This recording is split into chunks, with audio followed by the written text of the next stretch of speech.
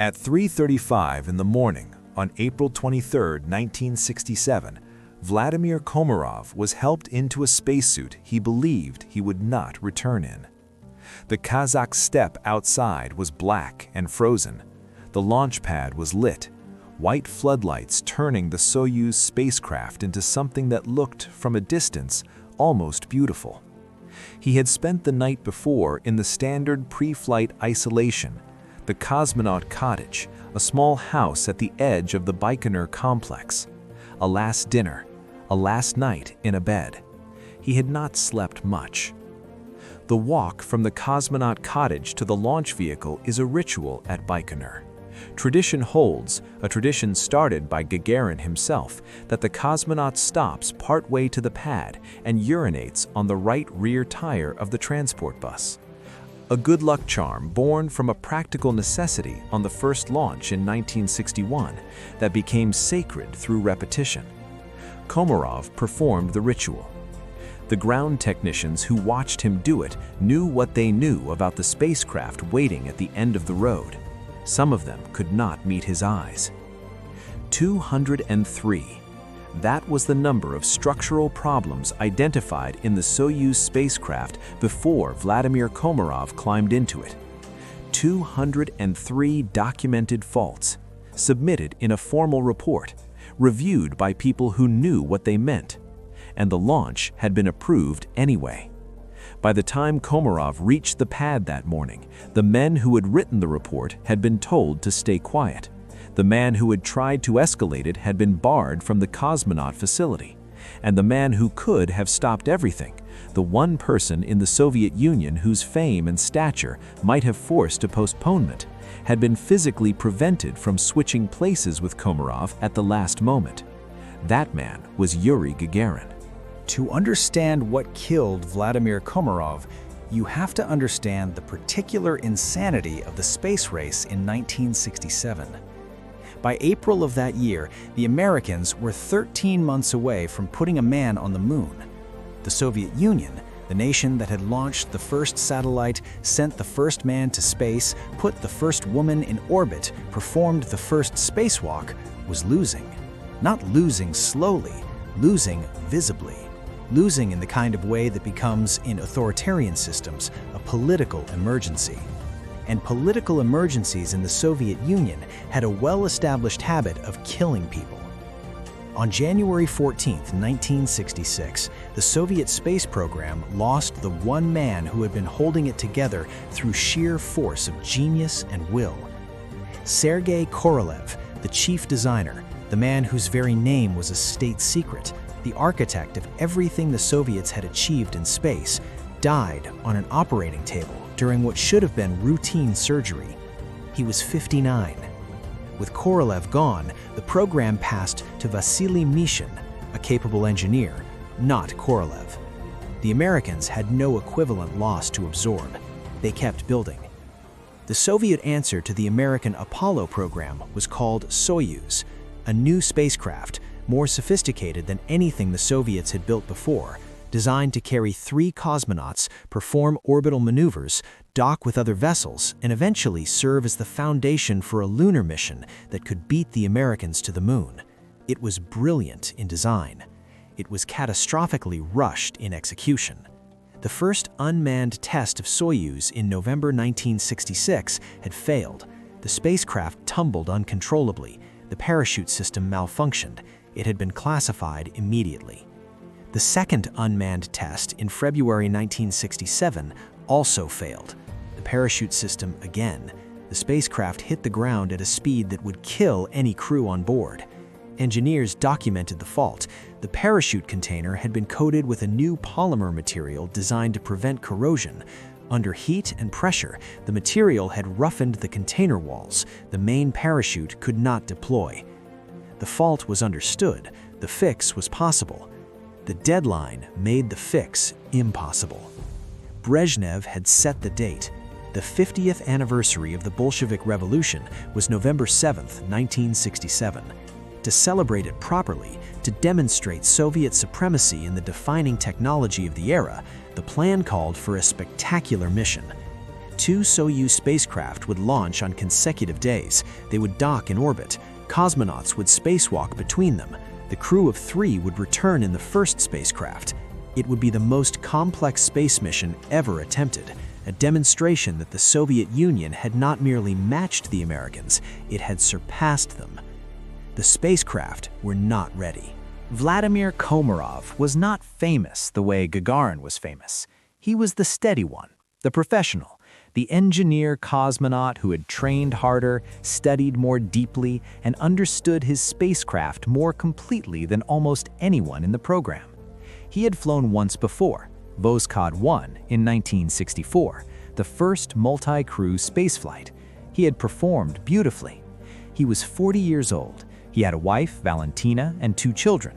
He was, by every account, a man who understood duty clearly and performed it without drama. He was the first choice for Soyuz 1 commander, and he knew what that meant. And then there was Gagarin. On April 12, 1961, 6 years before the events of this story, Yuri Gagarin had climbed into a Vostok spacecraft and become the first human being to leave the planet. He was 27 years old. He was from a small village.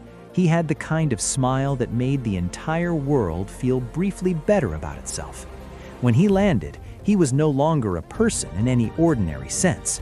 He was a symbol. The Soviet Union needed him intact. He had been grounded, not officially, not in writing, but effectively. Too valuable to risk, too important to lose. He hated it. Komarov and Gagarin were close in the way that people become close when they share an experience that almost no one else can understand. They had trained together. They had spent hundreds of hours in simulators, in classrooms, in the particular intimacy of men preparing for things that could kill them. Gagarin was assigned as Komarov's backup pilot for Soyuz 1.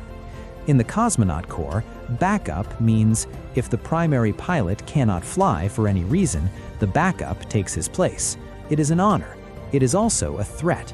Gagarin's assignment as backup was not accidental. In the months before the launch, Komarov and Gagarin trained in the Soyuz simulator together. The simulator was a full-scale replica of the Soyuz capsule interior. Every instrument, every switch, every emergency procedure. And in the simulator, things kept going wrong. Not because the simulator was faulty, because it was accurate. The Soyuz systems, the real systems, the ones that would be in the actual spacecraft, were performing poorly, even in the controlled environment of training. Alarms that shouldn't trigger, systems that wouldn't respond, a spacecraft that seemed to be fighting its own crew. By early 1967, Komarov and the engineers closest to the program knew something that could not be said aloud in any official setting. The Soyuz was not ready. Not unready in the sense that a few more weeks of work would fix it. Unready in the sense that fundamental systems, the attitude control, the power generation, the parachute deployment, had not been proven to work reliably. The 2 unmanned tests had failed.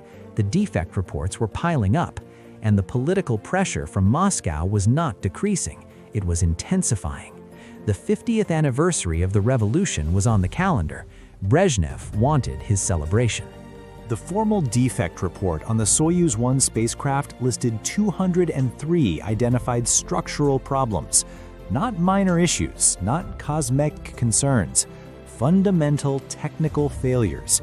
In the solar power generation system, in the attitude control thrusters, in the parachute deployment mechanism, in the docking system, in the orbital maneuvering capabilities. The report was written by engineers who knew that submitting it might end their careers. They submitted it anyway. It was received, it was reviewed, and it was not acted upon. Gagarin compiled his own report. He was not an engineer, but he had spent months in the simulator. He had flown in space. He knew what a functional spacecraft felt like and what this one felt like. He documented his findings formally as a cosmonaut and as an officer. He listed specific malfunctions, specific training failures, specific reasons why the mission should be postponed until the problems were resolved. He submitted the report through the standard channel to the Cosmonaut Corps leadership, upward from there to the program directorate. It did not reach Brezhnev. one man tried harder. According to accounts documented in the book Starman, written by Jamie Doran and Piers Bizzoni, a KGB agent named Veniamin Ruseyev was assigned to the cosmonaut program. He had become close to the cosmonauts and understood what they were facing. He tried to route the concerns about Soyuz 1 upward through the KGB chain, directly to people who could reach Brezhnev. His reward for this was swift and definitive. He was permanently barred from further contact with the cosmonaut program. The last thing between Vladimir Komarov and the launch pad had been removed. There is a specific kind of pressure that exists in totalitarian systems that is almost impossible to describe to people who haven't lived inside one. It is not a direct order. No one calls Komarov and says, "Fly this broken spacecraft or we will harm you." It is more total than that, more structural. The system has a direction, it has momentum, it has a deadline, and the cost of standing in the way of it, even if you are a hero of the Soviet Union, even if you are right, is catastrophic.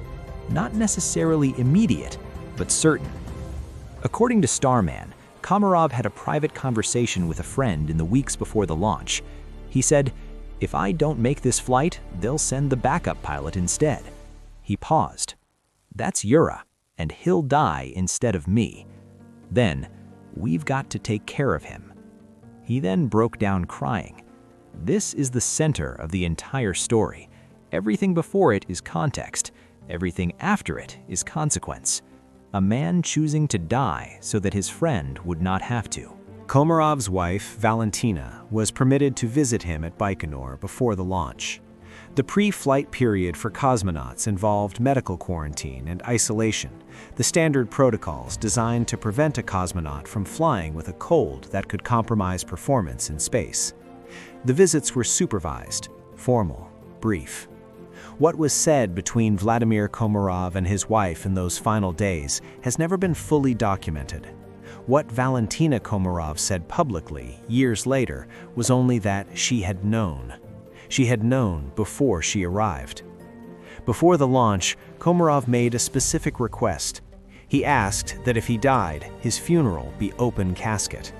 In Soviet culture, this was not unusual as a preference, but Komarov's intention, according to those who knew him, was precise. He wanted the people responsible for sending him into space in a broken spacecraft to have to look at what they had done.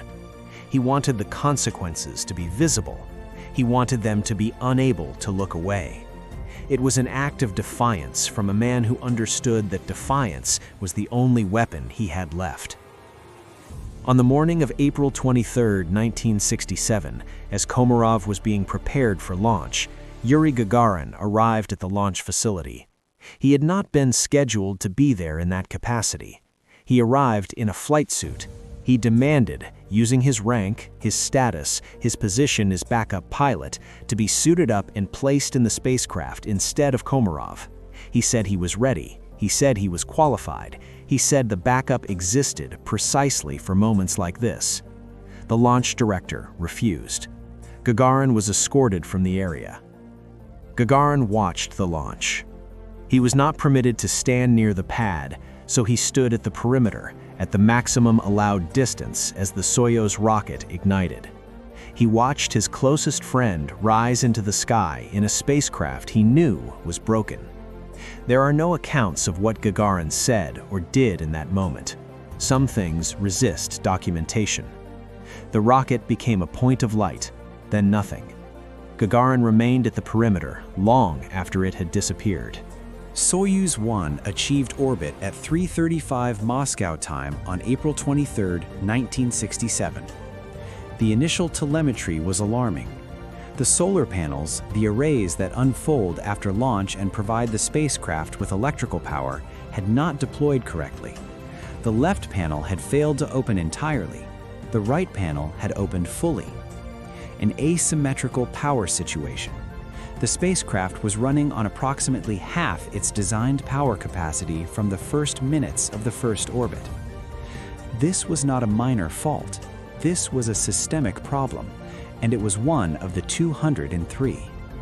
At the Yevpatoria Mission Control Center in Crimea, the engineers watching the telemetry understood what the solar panel failure meant. half power. The spacecraft could manage it for a while, carefully, with systems shut down to conserve energy.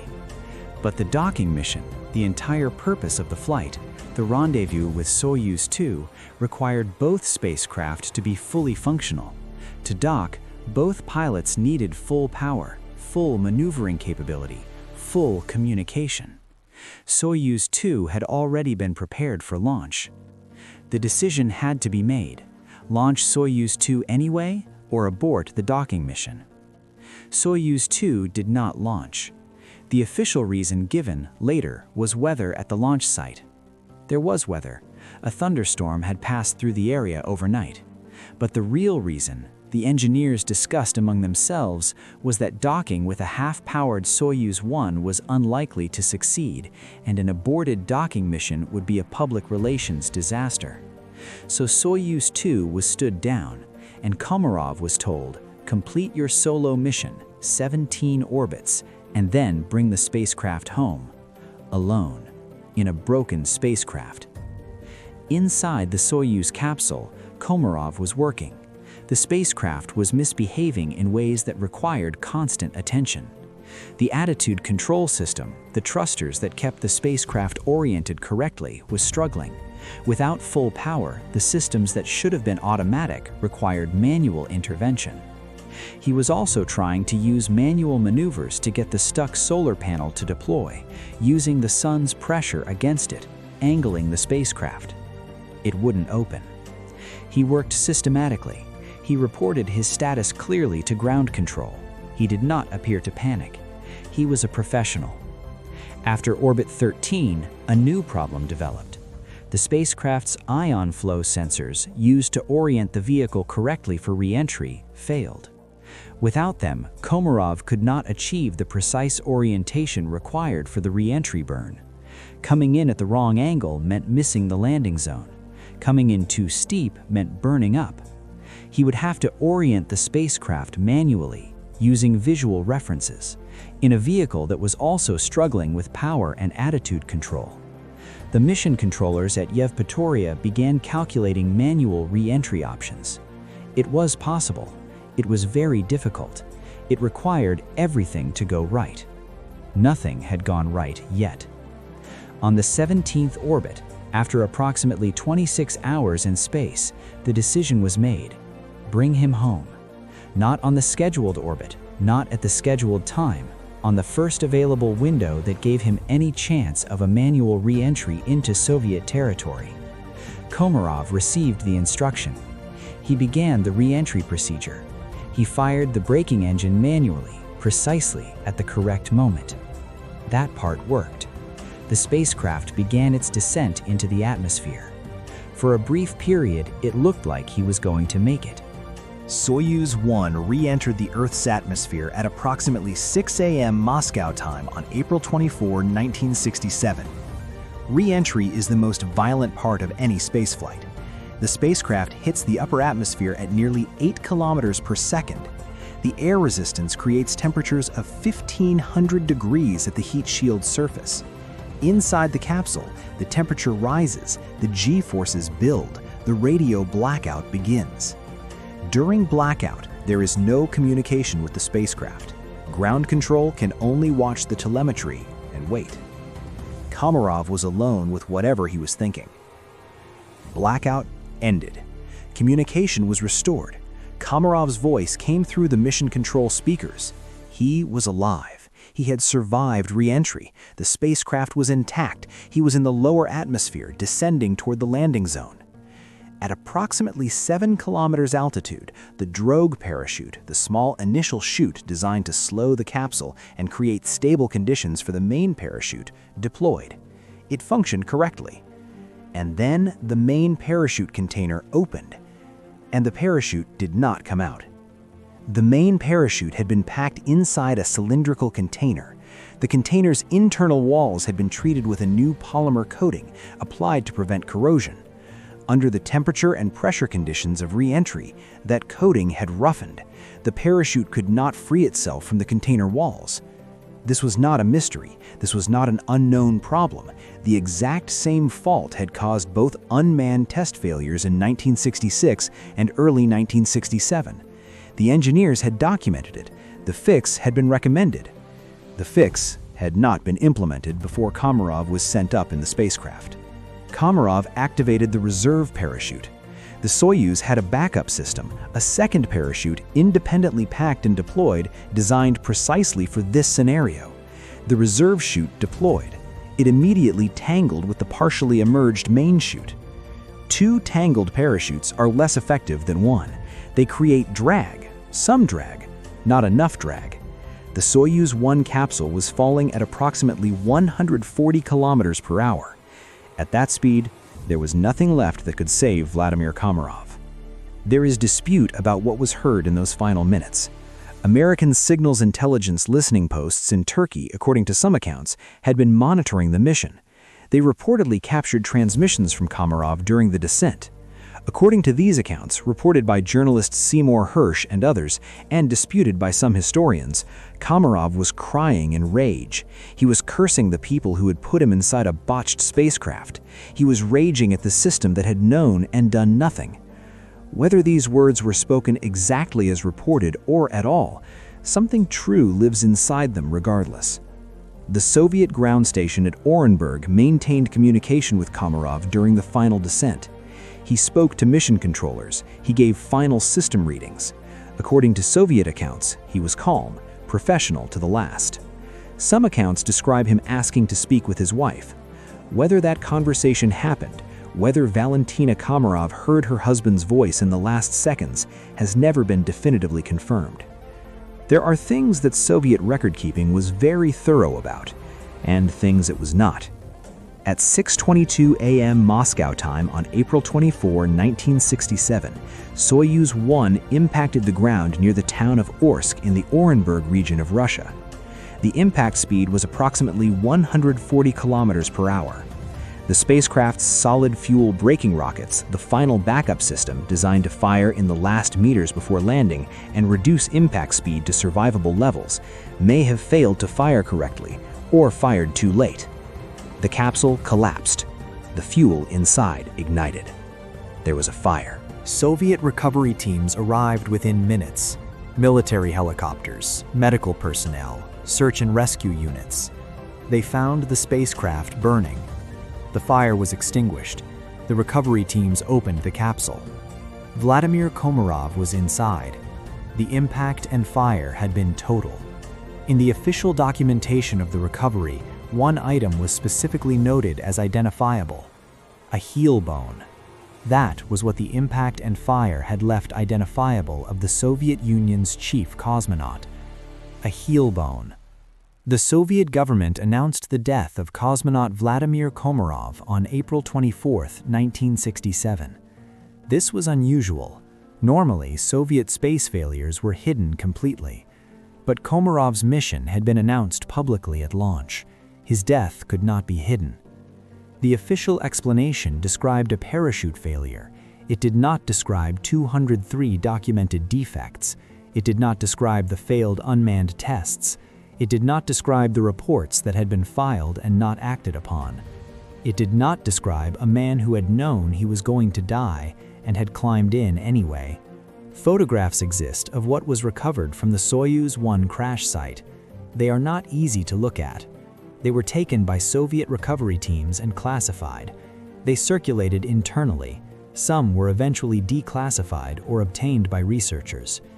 They show the extent of the impact damage, the fire damage, and what little physical evidence of a human being survived them.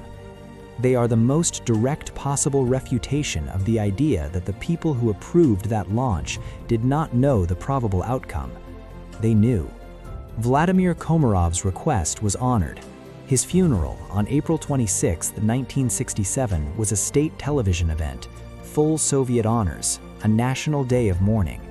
And the casket was open. The photographs from the funeral, which circulated widely in the Soviet Union and were eventually seen internationally, showed what the impact and fire had done. The Soviet government had not anticipated how powerful that image would be, how much it said that the approved language of state mourning could not contain or control. He had known they would broadcast it. That was the point. Yuri Gagarin attended the funeral. There are photographs. He is in his military dress uniform, medals across his chest. His face, the face that had smiled for the entire world, the face that had looked out from 1,000 posters and 1,000 newspaper front pages, is closed in a way it never was publicly. He carried the urn containing Komarov's ashes, along with other pallbearers, to the Kremlin wall where Soviet heroes are interred. He did not speak publicly about Komarov's death for the rest of his life. He had 11 months left to live. Here is the detail that changes everything. Soyuz 2, the second spacecraft, the one that was supposed to launch the day after Soyuz 1, the one that had been stood down because of the weather and the power failure on Soyuz 1, had been built at the same time by the same teams using the same materials and the same processes, including the same polymer coating on the parachute container walls. The same coating, the same roughening problem, the same parachute deployment fault that had killed Komarov. Soyuz 2 had been assigned a crew of 3 cosmonauts. Their names were Valery Bykovsky, Yevgeny Hrunov, and Alexei Yeliseyev. They had trained for the docking mission. They were prepared. They had been in the launch facility when the stand-down order came. If the weather had not produced that thunderstorm on the night of April 22, if the skies above the launch pad had been clear, Soyuz 2 would have launched on April 24. It would have re-entered with the same faulty parachute system. It would have impacted the ground in the same way Soyuz 1 did. 3 more dead. A thunderstorm over Baikonur on the night of April 22, 1967 saved 3 lives. Not engineering foresight, not safety culture, not a principled stand by program leadership. A thunderstorm. Random weather on the Kazakh steppe was the difference between 1 death and 4. The engineers who had written the reports, who had identified the fault, who had been silenced or transferred or ignored, they had been right about everything, but it was the weather that was listened to. The Soviet space program did not stop. After Komarov's death, the Soyuz program was suspended for 18 months. The parachute system was redesigned. The polymer coating was removed. The Soyuz spacecraft was fixed, the fix that had been recommended months before the launch, the fix that had been skipped under deadline pressure. Soyuz was eventually the most reliable crewed spacecraft ever built. It flew for decades. It is still flying. The fix was always available. It was always possible. It just required Komarov's death to be implemented. After the funeral, Yuri Gagarin returned to flight training. The man who had been the first human in space had spent 6 years grounded, kept from flying, kept from risk, preserved as a symbol. After Komarov died, Gagarin fought for and received permission to return to active pilot training. Some accounts suggest he was consumed by the need to fly, that sitting still had become impossible. Others suggest that what happened to Komarov had changed something fundamental in him, that he needed to do something dangerous because standing by while someone else died in his place had been the worst thing he had ever endured. On March 27, 1968, 11 months and 3 days after Vladimir Komarov's death, Yuri Gagarin took off from Chkalovsky Air Base in a MiG-15 training aircraft for a routine training flight. He was accompanied by an experienced flight instructor, Vladimir Seryogin. The flight was scheduled to last approximately 40 minutes. The aircraft did not return. When the aircraft failed to return, a search was launched. The wreckage was found the following day near the village of Novosilovo, approximately 65 kilometers from the airfield. Both Gagarin and Seryogin were dead. The cause of the crash has never been definitively established. Investigations cited several possibilities: sudden weather deterioration, a bird strike, an encounter with another aircraft's wake turbulence, a technical malfunction. The world's most famous explorer, the man who had opened the cosmos to humanity, had died in an ordinary field. We cannot know what Yuri Gagarin was thinking in the 11 months between Komarov's death and his own. We can observe that he fought to return to flight and was given permission and flew. We can observe that he had witnessed his closest friend's decision, the choice to accept death in order to protect Gagarin from it, and had been powerless to prevent either the decision or its outcome. Whether he carried that with him in the cockpit of a MiG-15 on a gray March morning, we do not know. Some weights are not documented, they are simply carried. When we try to understand how Vladimir Komarov came to be in that capsule, it is tempting to find a villain. Brezhnev, who set the deadline, Mishin, who approved the launch, the party officials who built a system in which no one could say no. But the architecture of the failure is more distributed than any single villain. It is the accumulated weight of 100 small decisions, each one individually defensible, collectively fatal. A report that was filed but not acted upon, a concern that was raised but not escalated, a deadline that was treated as more important than a warning. The system was the villain, the system made of people. 203. The engineers who wrote that report were not cowards.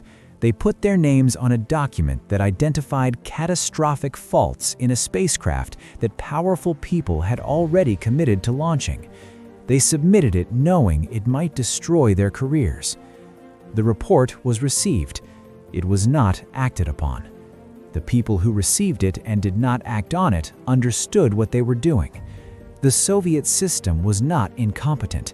It was competent at making documents disappear, at managing information upward, at selecting which truths became official. 203 faults, one decision to launch. The most remarkable fact in this story is not the political pressure, or the technical failures, or even the cover-up. It is that Vladimir Komarov understood all of it. He read the reports, he flew the simulator, he saw the unmanned tests fail. He knew as clearly as any engineer in the program what the probability was. And he chose. He chose because of Gagarin, because of friendship, because in the specific geography of his moral universe, his own life was the price of his friend's continuation. This is not a small thing. It is possibly the largest thing a person can do. The Soyuz spacecraft that killed Vladimir Komarov became, after its redesign, the most proven crewed spacecraft in history. It has carried humans to space more times than any other vehicle. It served as the primary crew transport to the International Space Station for decades. As of this writing, it is still in use. Every Soyuz that has flown safely, and there have been many, hundreds of missions, thousands of hours in space, carries the weight of how it was made safe. It was made safe by the death of the man who flew it when it wasn't. The Soviet government managed the story of Komarov's death with the standard tools of the system: official narrative, controlled information, the language of heroic sacrifice in service of the state. They could not entirely control the funeral photographs. They could not entirely prevent the grief. The open casket accomplished what Komarov had intended. It made the cost visible in a way that official language could not smooth over. And the engineers who had written the reports, who had tried and been silenced, carried what they knew for the rest of their lives. The truth has a specific weight. It does not decrease with time. Valentina Komarov lived for decades after her husband's death. She raised their 2 children. She worked. She participated occasionally in commemoration events. She spoke rarely about what she knew before the launch, about whether her husband had told her the truth of what he expected. In interviews conducted years later, she confirmed that she had known the mission was dangerous, that he had not hidden from her that the spacecraft had problems. She did not say more than this: some things are kept. Her husband had made his choice. She had let him make it. That was the fullest possible love and the fullest possible grief coexisting. We use the word hero too easily. In Soviet propaganda, Komarov was a hero because he died in service of the state's ambitions. His death was framed as sacrifice in the cause of progress. But that framing is designed to make the state the beneficiary of his death, to convert his dying into a credit for the system that killed him. The actual heroism, if we want to use the word, is more precise and more human than that. He got into a broken spacecraft so that his friend would not have to. That is not state heroism. That is just love. There is a crater on the moon named after Vladimir Komarov. There is also a crater named after Yuri Gagarin. They are near each other. The moon does not know this. It has no memory of what these names mean, of the specific weight of the friendship and the choice and the cost that the names contain. But we know. The naming is the smallest possible acknowledgement of something that cannot be adequately acknowledged. On October 11, 1969, Soyuz 6 launched successfully, followed the next day by Soyuz 7, then Soyuz 8. 3 Soyuz spacecraft in orbit simultaneously, 6 cosmonauts in space at once, the most complex Soviet mission since and including the one that killed Komarov. The parachute systems worked on all 3 missions, the redesigned, defect-free, properly tested parachute systems. The mission that should have been flown in April 1967 with spacecraft that were actually ready finally flew in October 1969, 2 years, 5 months, and 18 days after Komarov's death. The polymer coating on the parachute container walls, that is what killed Vladimir Komarov. Not an unknown technical problem, not an unsolvable engineering challenge, not something that required years of additional research. A coating on a container wall that made the surface too rough for the parachute to slide free. Identified, documented, reported, unfixed. The fix was available before the launch. The fix was applied after. The only thing between those 2 dates was the decision to launch. And the decision to launch was made because a political deadline was considered more important than a cosmonaut's life. There is a photograph of Vladimir Komarov that was taken at Baikonur before the launch. It shows him in his flight suit at the base of the Soyuz rocket, looking up at the spacecraft. His expression in the photograph is not the expression of a man who does not know. His expression is the expression of a man who knows exactly, looking at the thing that is going to kill him. There is a version of that photograph where it would be impossible to look at and not understand everything that was about to happen. That version exists in every account that has been written about this story. In October 1968, 18 months after Soyuz 1, Georgy Beregovoy flew Soyuz 3. He performed a near docking with the unmanned Soyuz 2. The parachute worked. He landed safely. He was the first Soviet cosmonaut to launch after Komarov's death. He flew in a spacecraft that had been redesigned, that had had its defects corrected, that was, for the first time, actually ready to fly. He did not discuss publicly what it meant to be the first man trusted to the redesigned system, but he knew. They all knew. Some people argue that the space race, despite its costs, was worth it, that the technology developed, the knowledge gained, the satellites and communication systems and GPS networks and weather forecasting tools that grew from it, all of it justifies the human cost. This is a coherent argument. It is also a way of making the cost abstract, of converting specific people and specific deaths into the acceptable overhead of historical progress. Vladimir Komarov was not overhead.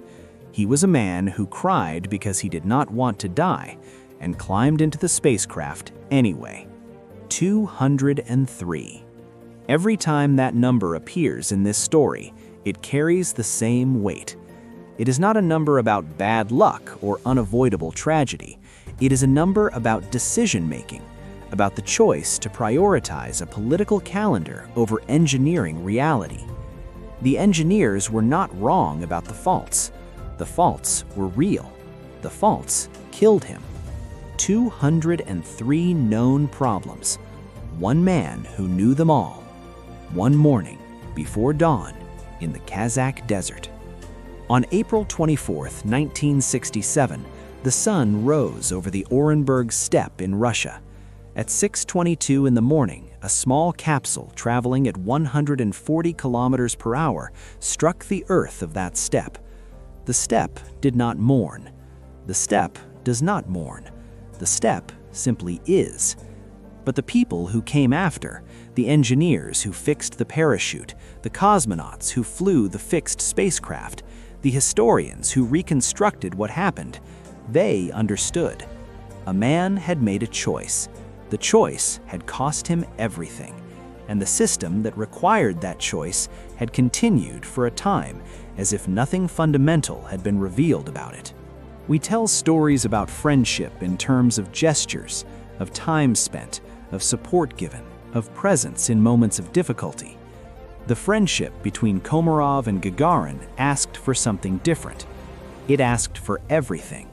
It asked, "Will you take this on yourself so that he does not have to?" And Komarov answered, "There is no moral framework that makes this easy to categorize. It is not simply heroism. It is not simply tragedy. It is the full weight of what one human being can choose to do for another." He did it. He cried about it, and then he walked to the pad. Vladimir Mikhailovich Komarov. His ashes are interred in the Kremlin Wall in Moscow, alongside the most honored figures in Soviet history. His name is on the wall. 11 months later, Yuri Gagarin's ashes were placed in the same wall, a short distance from his friends. There is a symmetry in this that history did not intend, but arrived at anyway. The two men, the one who chose to go first and the one who would have gone instead, are together in the wall, as they were probably in everything that mattered. Before Soyuz 1 re-entered the atmosphere, before the parachute failed, before the impact, before everything that followed, Komarov looked out of his small porthole window at the Earth below. We have no record of what he said, if he said anything. We have no record of what he was thinking. But the Earth was there, below him, blue and curved and unambiguous. The Earth he had grown up on, the city he had come from, the wife and children in an apartment in Moscow, the friend at the perimeter of the launch pad, watching the rocket disappear. He had seen it all from up there, one final time.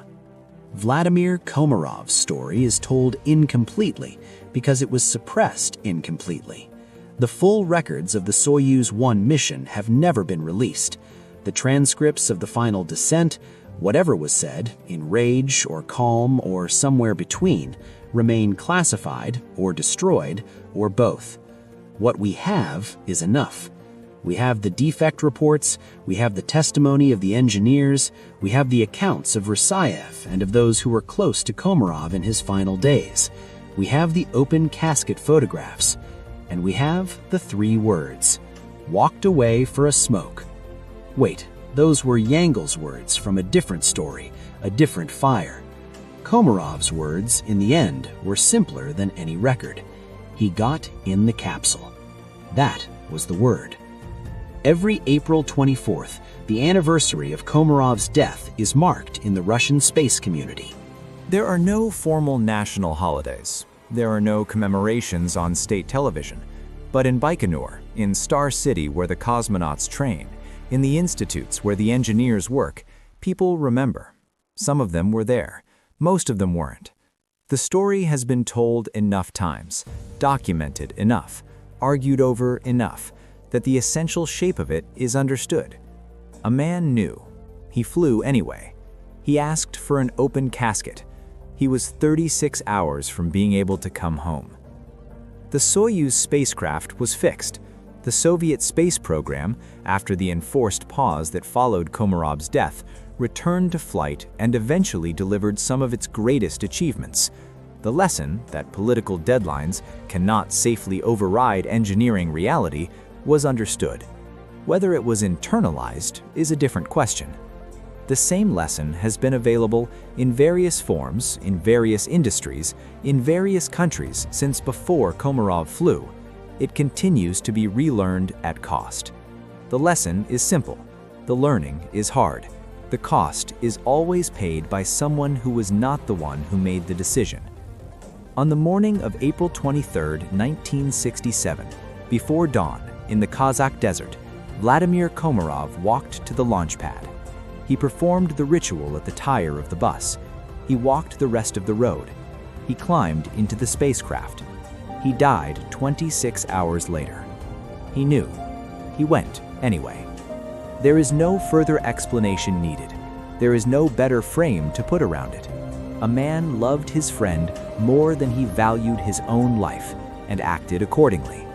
The step is still there. The stars are still there. The name is on the wall. And the spacecraft, redesigned and repaired, is still flying.